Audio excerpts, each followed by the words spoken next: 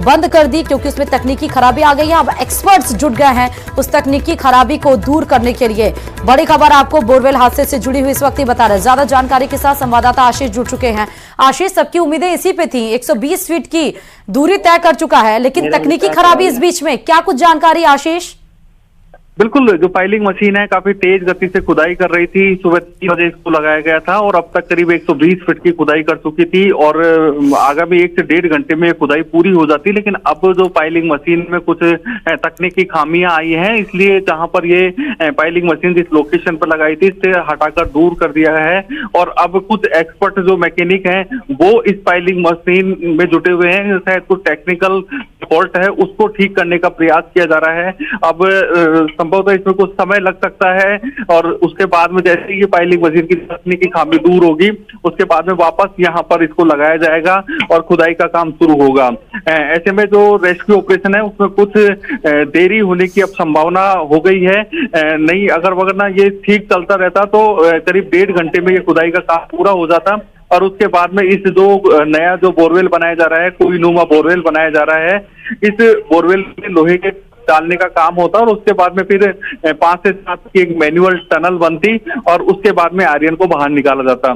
शाम को 5 से 6 बजे तक आर्यन बाहर आने की पूरी संभावना थी, लेकिन अब जो तकनीकी खामी आई है, अब इसमें जितना टाइम एक्स्ट्रा लगेगा उस हिसाब से जो रेस्क्यू ऑपरेशन है उसकी में भी देरी बढ़ती जाएगी। जब तक ये मशीन ठीक नहीं हो तब तक इसका आगे का रेस्क्यू ऑपरेशन चलना संभव नहीं होगा। ठीक है, तकनीकी खराबी आई क्या है ये पता चल पाया आशीष? बिल्कुल, कुछ मिट्टी है, जो मिट्टी इसके जो अंदर मशीन का जो अगला हिस्सा है उसमें मिट्टी फंस गई है, जिसको तो कुछ हिस्से को खोलने की कोशिश की जा रही है। अब ये जो टेक्निकल लोग हैं ये इस सिस्टम में समझते हैं, लेकिन मैं जितना समझ पा रहा हूँ इसमें कोई, क्योंकि मिट्टी फंसने के कारण इस मशीन में थोड़ा अंदर टेक्निकल मिस्टेक आई है और उसको अब ठीक किया जा रहा है, उसको खोला जा रहा है, उसके बाद में इसको सही हो जाएगी। लेकिन जो मैकेनिक है इन लोगों से हमारी बात हो रही है, उन्होंने कहा कि ये ऐसी टेक्निकल आ जाता है उसको ठीक करने में हमको आधा से 1 घंटे का समय लगता है। तो उम्मीद यही है कि आधे से 1 घंटे में ये जो टेक्निकल फॉल्ट जो इसमें आया है मशीन में वो ठीक हो और उसके बाद में एक बार फिर रेस्क्यू ऑपरेशन शुरू हो सके। जी, अभी कोई और जनप्रतिनिधि वहां पर मौजूद है या नहीं? बिल्कुल, जो जनप्रतिनिधि रात पर यहाँ पर थे, लेकिन अब सुबह का समय है तो नहाने धोने के हिसाब से शायद यहाँ पर वर्तमान में कोई भी जनप्रतिनिधि मौके पर मौजूद नहीं है।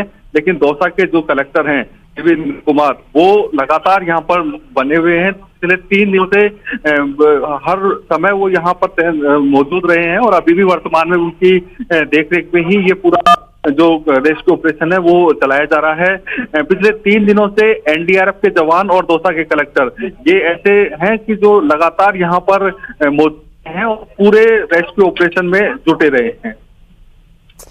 मतलब तकनीकी खराबी उसको सही करने में आधा घंटा 1 घंटा लगेगा, तकनीकी खराबी सही की जा रही है और उसके बाद से जो बोरवेल फिर उसके बाद 150 फीट खोदा जाएगा। 120 फीट आप बता रहे हैं कि खुदाई हो चुकी है आशीष? बिल्कुल, क्योंकि अभी कुछ देर पहले जब दौसा कलेक्टर से हमारी बात हुई, जो ये पाइलिंग मशीन है इसने अभी जो है 35 मीटर तक गड्ढा कर दिया है। इसमें हमको 47-48 मीटर की रिक्वायरमेंट है, तो ये अगले जो है 2 घंटे में जो है कंप्लीट खुदाई कर देगी और साथ ही जो है इसके बाद केसिंग होगी और केसिंग के बाद फिर जो है हॉरिजॉन्टल अप्रोच करेंगे, तो उसमें जो समय लगेगा उसके लिए बाकी सब टीम लगी हुई है और लगातार काम जारी है। बच्चे की क्या स्थिति है? बच्चे की स्थिति का भी हम नहीं कह सकते, जो जिस हिसाब से दिखाई दे रहा है, तो बाकी आप लोग देख लीजिए सब वहाँ पे जो डिस्प्ले में है। पूरा रेस्क्यू कब तक होने का है? कोशिश करेंगे कि जो है आज ये रेस्क्यू कंप्लीट हो जाए।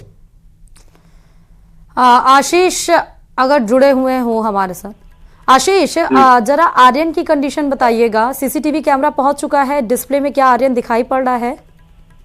बिल्कुल, सीसीटीवी कैमरा इंस्टॉल कर दिया है एक बार फिर और उसमें आर्यन नजर आ रहा है, लेकिन आर्यन में कोई मूवमेंट नजर नहीं आ रहा है। आपको बता दूं कि जो कल की रात निकली थी, बीती रात से पहले वाली रात, वहाँ 2:30 बजे रात को मूवमेंट नजर आया था। उसके बाद में कल पूरे दिन भर कोई मूवमेंट नजर नहीं आया। आज की रात कोई मूवमेंट नजर नहीं आ रहा।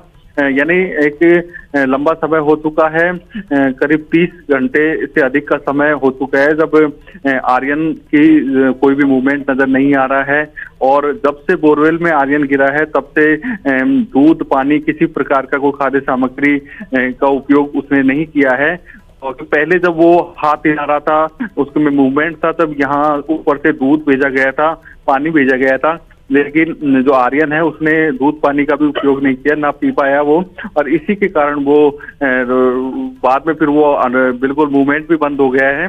अब डॉक्टर्स से हमारी बातचीत हो रही है, डॉक्टर्स का कहना है कि आर्यन अनकॉन्शियस हो सका है, क्योंकि कई बार ऐसा देखने को मिलता है कि लंबे समय अनकॉन्शियस होने की स्थिति रहती है। ऐसे में संभवतः जो आर्यन है वो वर्तमान में अनकॉन्शियस है, और लेकिन पूरी स्थिति अपने तभी हो पाएगी जब आर्यन को बाहर निकाला जाएगा, जब डॉक्टर्स परीक्षण करेंगे तब पता चल पाएगा कि आर्यन की स्थिति कैसी है। लेकिन वर्तमान में जो सीसीटीवी फुटेज की पर हम ये कह सकते हैं कि आर्यन में अभी तक कोई मूवमेंट नजर नहीं आ रहा, पिछले कोई 30 घंटे के करीब। माता पिता की कंडीशन क्या है आशीष? निश्चित रूप से माता पिता की कंडीशन खराब है, क्योंकि बच्चे में मूवमेंट भी नजर नहीं आ रहा है और एक लंबा समय बीत गया है। उनका जो अपना तो नन्हा सा जो बच्चा है वो यहाँ पर मौजूद नहीं है, तो उनका रो रो कर बुरा हाल है। जो उनमें आंसू आ रहे थे कल परसों, वो आंसू भी अब सूख गए हैं और उनकी माँ पूरी तरह बेहोशी की हालत में है। बताया जा रहा है कि हमने जब उनके घर परिवार के अन्य लोगों से बातचीत की तो 3 दिन से घर में चूल्हा तक नहीं जला है। आस पड़ोस के लोग जब खाना लेकर आए तो उन्होंने खाना भी नहीं खाया है। बिल्कुल भी जो खाद्य सामग्री है, जो माता पिता और जो छोटे छोटे बच्चे हैं, उसके छोटे छोटे भाई बहन है, उन्होंने भी खाना नहीं खा रहे हैं। वो भी अपने छोटे भाई को देखना चाहते हैं कि जब कब आर्यन बाहर आए। लेकिन कितने भाई बहन हैं? कितने भाई बहन है आर्यन के?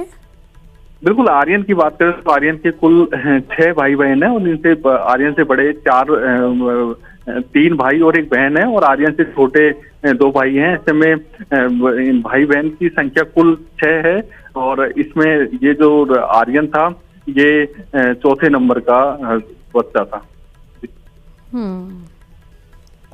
अच्छा आशीष, मुझे ये बताइएगा कि जब फाइलिंग मशीन इतनी तेजी से काम कर रही है तो इसको पहले या दूसरे दिन क्यों नहीं लगाया गया?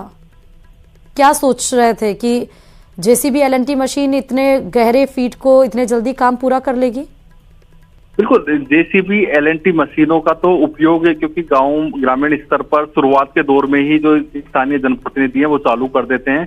फिर उन्हें बंद इसलिए नहीं किया जा सकता कि एक उम्मीद रहती है कि ये भी एक इससे भी उम्मीद बनी रहती है। लेकिन जो एनडीआरएफ के जवान थे वो बोरवेल से सीधा बच्चे को निकालने की कोशिश कर रहे थे। मेन तकनीक उस पर फोकस किया जा रहा था, और इस जो पाइलिंग जो मशीन है इसको पहले दिन से ही संपर्क साधने की कोशिश हुई थी, और उसके बाद में कैबिनेट मंत्री किरोड़ीलाल मीणा के दखल के बाद ये पाइलिंग मशीन यहाँ पर पहुंची है। क्योंकि बहुत संभवतः क्योंकि इतनी बड़ी मशीन है और गांव ग्रामीण क्षेत्रों में लाने में भी बड़ी दिक्कत होती है। करीब 1 दिन इसको यहाँ पे आने में लगा था। रास्ते में काफी सारे जो लोगों के मकान होते हैं, उनके जो चबूतरे होते हैं, उनको तोड़ना पड़ा था। नहीं आशीष, तो आखिर तोड़ना पड़ा ना, एट लास्ट मशीन की हेल्प लेनी पड़ी, मदद लेना पड़ा, रैम्प को तोड़ना पड़ा, घरों को तोड़ना पड़ा।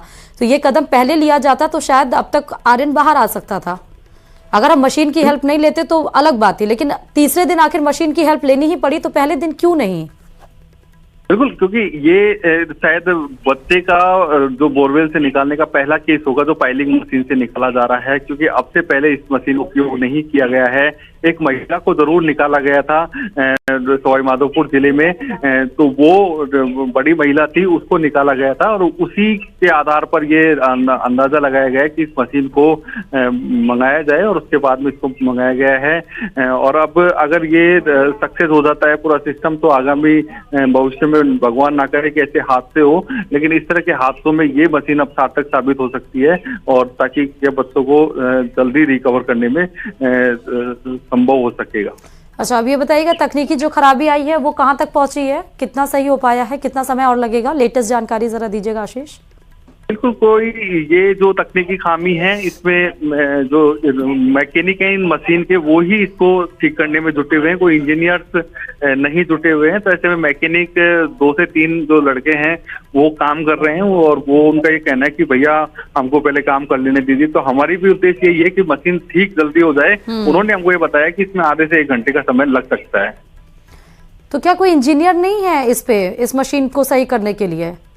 बिल्कुल, ये मशीन संभवतः कोई विदेशी कंपनी की मशीन है और अगर ये टेक्निकल फॉल्ट सही नहीं हुआ तो कंपनी के थ्रू संपर्क करके कोई एक्सपर्ट इंजीनियर को भी बुलाया जाएगा। लेकिन जो स्थानीय जो मैकेनिक हैं जो इस मशीन से जुड़े हुए जो काम करते हैं, इस मशीन का जो चलाने का काम करते हैं, इसको ऑपरेट करते हैं, वो लोग एक्सपर्ट हैं।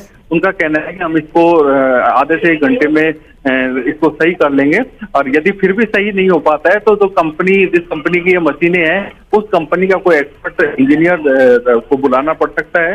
लेकिन उसकी उम्मीद कम है क्योंकि ये जो मैकेनिक जो इसको चलाते हैं, जो इसको ऑपरेट करते हैं, वो लोग इतने एक्सपर्ट हो जाते हैं कि वो एक छोटी मोटी जो फॉल्ट आती है उनको ठीक कर लेते हैं। हालांकि समय जरूर लग जाता है। जी, मतलब हर एक कोशिश तो की जा रही है, लेकिन कोशिश अगर फेल हो रही है तो उसका बैकअप प्लान एक तरह से नहीं है आशीष। अगर बैकअप प्लान होता तो मुझे लगता है सारी चीजें ऑन टाइम हो जाती। फिलहाल डीएम देवेंद्र कुमार वहां मौजूद हैं आशीष? जी बिल्कुल, जिला कलेक्टर देवेंद्र कुमार यहाँ मौजूद हैं और वो पूरे जो मैकेनिक हैं और इंजीनियर्स हैं, जो सरकारी इंजीनियर्स हैं, उनको बुलाया जा रहा है। लेकिन उनके डिपार्टमेंट का ये काम नहीं है, कंपनी के इंजीनियर्स ही आएंगे और उनको आने में काफी लंबा समय लग जाता है क्योंकि वो देश के किसी भी राज्य में हो सकते हैं। ऐसे में कोशिश ये की जा रही है कि पहले जो स्थानीय लोग हैं जो इस काम से जुड़े रहते हैं उन्हीं से ठीक करवाया जाए ताकि आधे से 1 घंटे में ये सफलता मिल सके। क्योंकि बाहर से कोई भी एक्सपर्ट आएगा, इंजीनियर आएगा तो उसमें इतना ही समय लगता है। तो उसका इसलिए जो इस काम से जुड़े हुए जो मैकेनिक है, मिस्त्री टाइप के जो लोग हैं, उनसे ये काम करवाया जा रहा है। आशीष, अगर आपके कैमरा वहां तक पहुंच पाए डिस्प्ले स्क्रीन तक, तो लेटेस्ट जो फोटो है बोरवेल की वो आप हम तक शेयर कर पाए तो बहुत अच्छा होगा। आर्यन को अगर देख पाए, उनके माता पिता को दिखाया जा रहा है या नहीं दिखाया जा रहा आर्यन को? बिल्कुल, आर्यन पूरी तरह अनकॉन्शियस है कुछ, क्योंकि वहाँ उसको माता पिता को ज्यादा दिखाया भी नहीं जा रहा है क्योंकि बच्चे को वो देख नहीं पा रहे हैं क्योंकि वो बच्चे का कोई हलचल उसके अंदर है नहीं। इसलिए जो बगल में जो मेन जिस बोरवेल में आर्यन गिरा था उसके बगल में एक कोहिनूमा बोरवेल बनाया जा रहा है और जैसे ही ये 150 फीट का हो जाएगा तब एक साइड से एक टनल बनाई जाएगी 5 से 7 फीट की और फिर उसके बाद में आर्यन को निकाला जाएगा। परिवारजनों की बात करें तो परिवारजन भी पूरी तरह कॉन्शियस स्थिति में है, बोलने की स्थिति में बिल्कुल नहीं है और वो काफी परेशान हो चुके हैं क्योंकि पिछले 3 दिनों से खाना पीना कुछ नहीं खाया और वो बिल्कुल रोने में उनका समय निकलता जा रहा है। इसलिए वो अपनी स्थिति में भी नहीं है कि वो कुछ मीडिया से बात कर सके या फिर किसी से बात कर सके। बहुत शुक्रिया आशीष तमाम जानकारी देने के लिए इस खबर पर।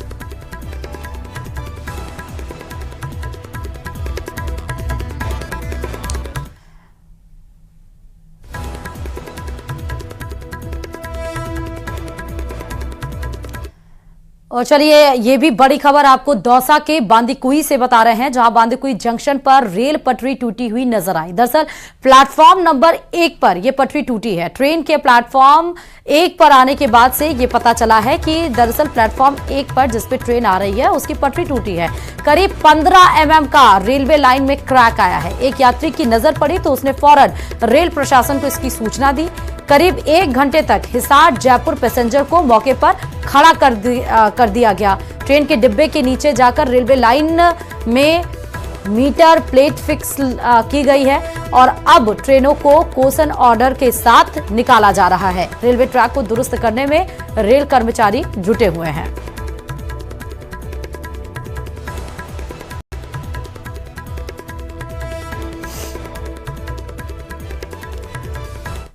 और बड़ी खबर आपको राजस्थान कर्मचारी चयन बोर्ड से जुड़ी हुई बताते चलें, जहां भर्ती का नोटिफिकेशन इसी महीने जारी होगा। जी हां, 15 विभागों में 90,000 रिक्त पदों पर नोटिफिकेशन जारी होगा।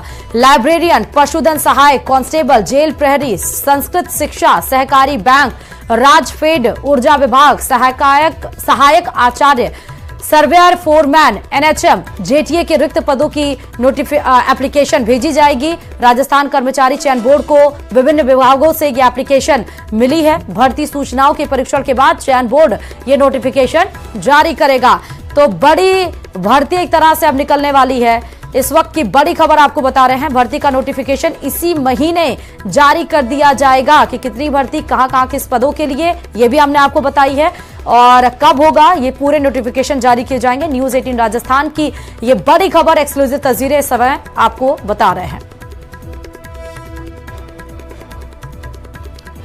तो भर्ती का नोटिफिकेशन इसी महीने जारी होगा, ये आपको बता रहे। लाइब्रेरियन, पशुधन सहायक, कांस्टेबल और जेल प्रहरी, इन तमाम पदों के लिए अब भर्ती नोटिफिकेशन जारी किया जाएगा।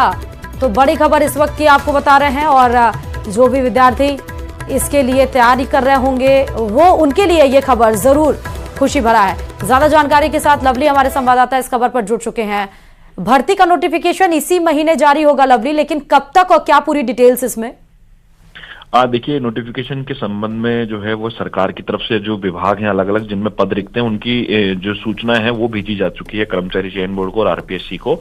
तो मोटे तौर पर ये देखा जा रहा है कि जो कर्मचारी चयन बोर्ड है वो इसका नोटिफिकेशन जल्दी जारी करेगा, क्योंकि स्टाफ सिलेक्शन से जुड़े हुए ज्यादातर पद जो हैं वो इसमें शामिल हैं। करीब करीब जो है वो 90,000 के आसपास ये पदों की संख्या जो वो है वो बताई जा रही है। और अच्छी बात यह है कि इसमें बहुत लंबे समय के बाद में 4th ग्रेड जो वर्कर्स हैं, चतुर्थ श्रेणी के जो कर्मचारी, उनके सबसे ज्यादा पद इसमें होंगे 52,000 के आसपास। और जो ड्राइवर्स के पद है वो 2400 के आसपास होंगे। तो ऐसे में बड़ी आबादी को जो कह सकते हैं कि रोजगार की सौगात जो है वो राजस्थान की भजनलाल सरकार देने जा रही है।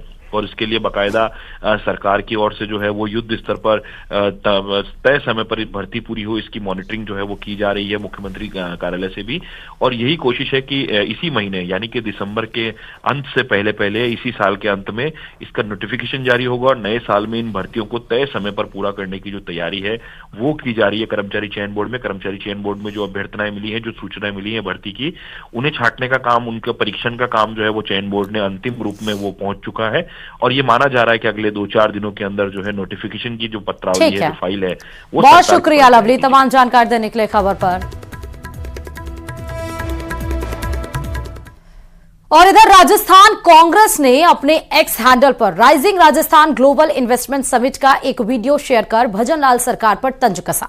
कांग्रेस ने सोशल मीडिया प्लेटफॉर्म पर वीडियो के जरिए दावा किया है कि समिट के दौरान खाना खत्म होने से मेहमान तरसते रहे। कांग्रेस ने तंज कसते हुए कहा कि निवेश आएगा या नहीं, लेकिन किरकिरी में कोई कमी नहीं है। तो राजस्थान का आप एक्स हैंडल देख रहे हैं, जहां पर आप देखिए कि तमाम जो कांग्रेस के नजरिए से राइजिंग राजस्थान समिट जो किया जा रहा 3 दिवसीय, उसमें जो कमियां उनके नजरिए से नजर आई वो लिखी गई हैं। चाहे खाना खत्म को लेकर हो, मेहमान तरसते रहे, डेलीगेट्स पार्किंग में उलझे रहे, तमाम वो देखिए अव्यवस्थाओं को लेकर निवेशक परेशान है, विधायक समारोह से बाहर रहे, सोनू निगम नाराज रहे, सीएम उठकर चले गए, राष्ट्रीय झंडे लगाने को लेकर तमाम ये देखिए पॉइंट्स वाइज पीएम के आने के बाद भी नामी उद्योगपति आए नहीं। तो ये तमाम ये शिकायतें एक्स हैंडल पे ट्वीट की गई। बीकानेर मूल के आईएएस संजय मल्होत्रा 11 दिसंबर से आरबीआई गवर्नर का अपना कार्यकाल शुरू करने जा रहे हैं, जिससे बीकानेर के बाशिंदे खुशी से फूले नहीं समा रहे। इसी पर देखिए ये रिपोर्ट।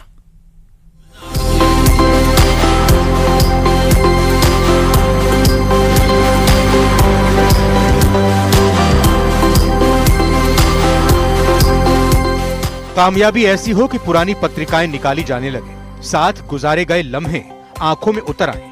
तस्वीरें आरबीआई के नए गवर्नर संजय मल्होत्रा के मामा की हैं। संजय के मामा कहते हैं कि उनका भांजा शुरू से ही बहुत ही मेहनती और मेधावी था। वैसे तो वो शुरू से ही बहुत इंटेलिजेंट है, और लेकिन ये एक उपलब्धि अपने आप में बहुत बड़ी उपलब्धि है और इसके लिए हम ईश्वर को धन्यवाद देते हैं। और साथ में ये उसकी खुद की मेहनत का फल है, क्योंकि वो अपने आप में बहुत ही एक सिंसियर, हार्ड वर्कर और ऑनेस्ट जो है वो। आईआईटी में टॉपर रह चुके संजय मल्होत्रा की पढ़ाई लिखाई बीकानेर के इसी केंद्रीय विद्यालय में हुई है। इसके बाद आईएएस में सिलेक्ट होने के बाद उनकी पहली पोस्टिंग बीकानेर उत्तर में एसडीएम के तौर पर हुई। स्कूल में उनके सीनियर अखिलेश प्रताप सिंह कहते हैं कि देश की अर्थव्यवस्था की गहरी समझ उसे विशेषज्ञ बनाती है। चर्चा है कि भारतीय रिजर्व बैंक का गवर्नर बनने के पीछे उनकी वित्त और आर्थिक मामलों की विशेषज्ञता रही है। आर्थिक नीतियों का वैसे ही हमने संजय को विशेषज्ञ के रूप में देखा। लंबे समय से वो रेवेन्यू सेक्रेटरी के रूप में कार्य करते थे और केंद्र सरकार के जितने भी पिछले 3 या 4 वर्षों के बजट है, बहुत ही विश्वास के साथ उसमें उनका बनाने में पूरा सहयोग रहा। और उनके मैंने इंटरव्यूज भी कई बार देखे, बड़े बड़े लेख भी देखे, तो बहुत ही आर्थिक विषय को लेकर बहुत बड़े जानकार थे। संजय मल्होत्रा के स्कूली दिनों को याद करते हुए अखिलेश प्रताप सिंह न सिर्फ उनकी पढ़ाई लिखाई बल्कि फिजिकल फिटनेस को भी याद करते हैं। तो एक आउटस्टैंडिंग अलग फिजिक वाला लड़का था, जिसको कहते हैं ना बॉडी, एक एथलेटिक बॉडी उसकी थी, जैसे लगता था कोई बॉडी बिल्डिंग करने का उसका शौक था। वास्तव में मैं उसको शाम को देखता था, बीएसएफ कैंपस में दौड़ा करता था 5-5, 6-6 किलोमीटर तक। और उसका नतीजा आया जब हमने हाउस कंपटीशन में देखा। मैं जैसे तिलक हाउस में था, वो टैगोर हाउस का था, तो जब 100 मीटर की स्प्रिंट रेस हुई तो 10 या 11 सेकंड में संजय ने उसको पूरा कर लिया। तब लगा कि पढ़ने के साथ साथ ये लड़का एक आउटस्टैंडिंग एथलीट भी है। अखिलेश प्रताप सिंह जैसी ही गर्व की अनुभूति संजय के पड़ोसी हिमांशु शर्मा को हो रही है। हाँ, व्यास कॉलोनी में मेरे पड़ोसी हैं और इनके घर मेरा आना जाना भी था। इनकी मदर के साथ भी मेरे काफ़ी अच्छे संबंध थे। इनका जो मकान था वो भी मैंने सेल आउट किया था। राजस्थान सरकार के पूर्व मंत्री जो है गोविंद राम जी मेघवाल, उनको दिया था। और आज मतलब बीकानेर के लिए बहुत गर्व की बात है कि बीकानेर का लाडला आज इस पद पे पहुंचा है। संजय मल्होत्रा का कार्यकाल ऐसे वक्त में शुरू हो रहा है जब इकोनॉमिक ग्रोथ में सुस्ती दिखाई दे रही है और इन्फ्लेशन फिर से सिर उठा रहा है। लेकिन बीकानेर के बाशिंदों को अपने लाल पर भरोसा है। वो पूरी तरह से आश्वस्त हैं कि संजय हर चुनौती का समाधान तलाशने में कामयाब रहेंगे। 1990 बैच के आईएएस संजय मल्होत्रा को आरबीआई का गवर्नर बनाने के बाद पूरे शहर में खुशी की लहर चल रही है। इसका मुख्य कारण है कि संजय मल्होत्रा ने जो अपनी स्कूली पढ़ाई है वो बीकानेर के सेंटर स्कूल से की थी और उसके जो परिजन हैं वो भी यहाँ पर हैं और उसके साथ जो सहपाठी थे उनमें भी अब खुशी देखी जा रही है। कारण ये है कि देश के इतने बड़े पद पर पहुँचने वाले संजय जो हैं वो बीकानेर से उनका काफ़ी जुड़ाव रहा है। उनका पुराना मकान भी बीकानेर में था। तो ऐसे में लोगों में अब बहुत ज़्यादा खुशी देखने को मिल रही है कि उनके बीच से निकला हुआ एक शख्स आज देश के बड़े पायदान पर अपना नाम रोशन कर रहा है। बीकानेर से न्यूज़ 18 के लिए विक्रम जागरवाल। और